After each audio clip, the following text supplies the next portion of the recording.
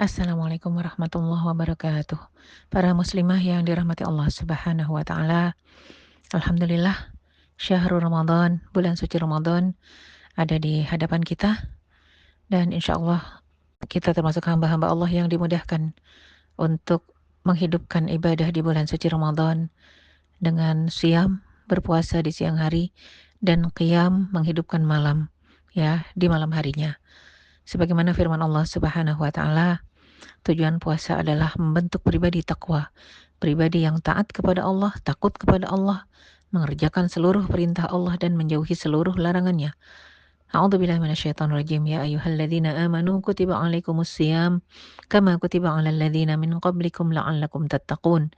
Wahai orang-orang beriman, diwajibkan ke atas kalian berpuasa sebagaimana kewajiban tadi dibebankan kepada orang-orang sebelum kalian agar kalian semua bertakwa.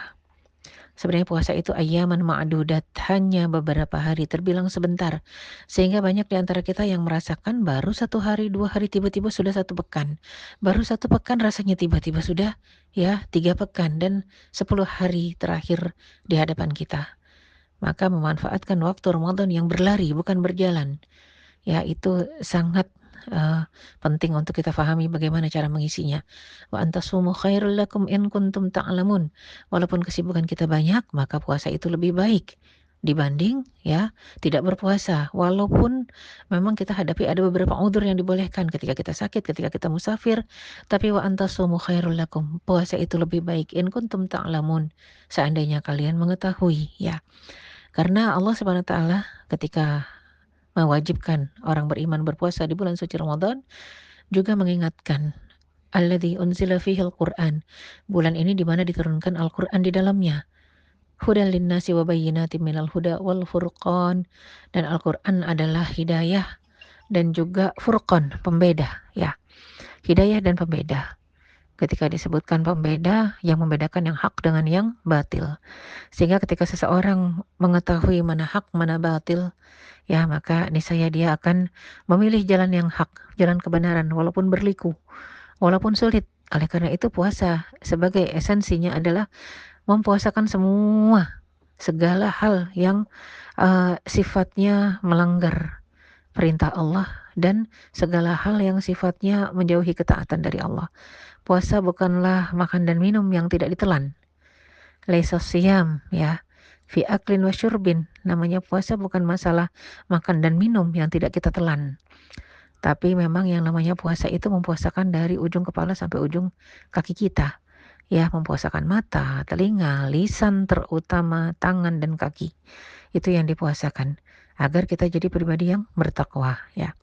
Sehingga orang yang bertakwa yang dekat dengan Al-Qur'an bukan hanya sebatas membaca tapi memahami isinya sehingga bisa mengaplikasikannya. Insya Allah ya mereka-mereka ini orang yang mendapatkan hidayah, hudan, petunjuk dari Allah Subhanahu wa taala dan orang-orang yang bisa membedakan mana yang hak, mana yang batil dan ketika sudah bisa membedakan mana yang hak dia kerjakan, mana yang batil dia tinggalkan. Namanya takwa, pribadi takwa adalah yang mengerjakan semua perintah Allah dan menjauhi semua larangannya.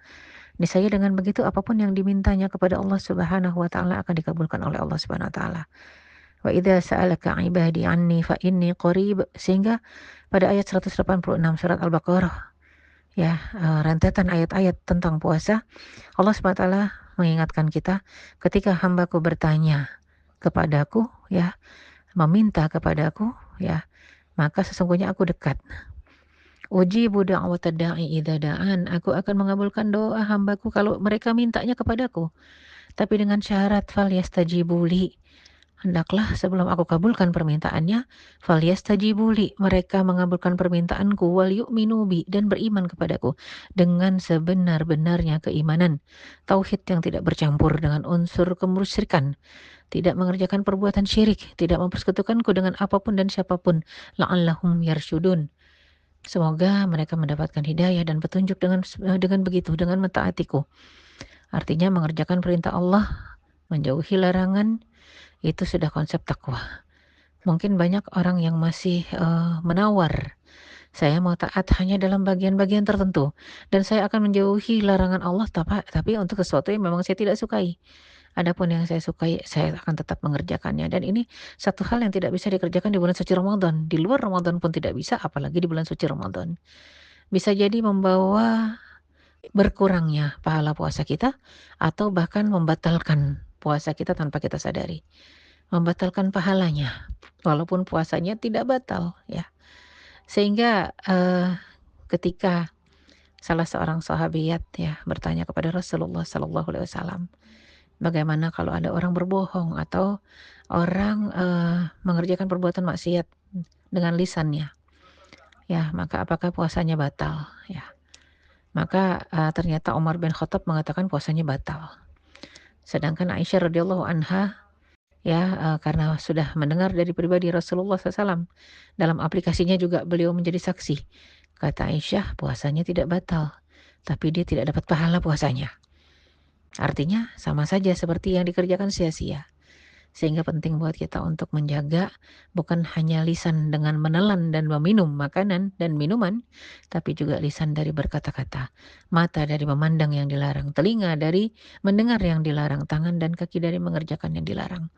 Semoga Allah Subhanahu wa taala memberikan kita taufik, hidayah, inayah, riayah, perlindungan, petunjuk ya, dan juga, Allah memberikan kita naungannya di dalam bulan suci Ramadan ini, agar kita menjadi pribadi-pribadi yang kembali kepada fitrah, pribadi-pribadi yang takwa, pribadi-pribadi yang, mengikuti apa yang sudah diperintahkan kepada umat-umat sebelum kita, agar berpuasa dalam rangka menjaga ketakwaan kita, sampai kita kelak dipanggil oleh Allah, dijemput kembali ke sisinya dalam kondisi husnul khatimah. Wallahu a'lam bishawab. Aqulu qouli hadza wa astaghfirullah li wa lakum wal afu minkum wabillahi taufiq wal hidayah. Wassalamualaikum warahmatullahi wabarakatuh.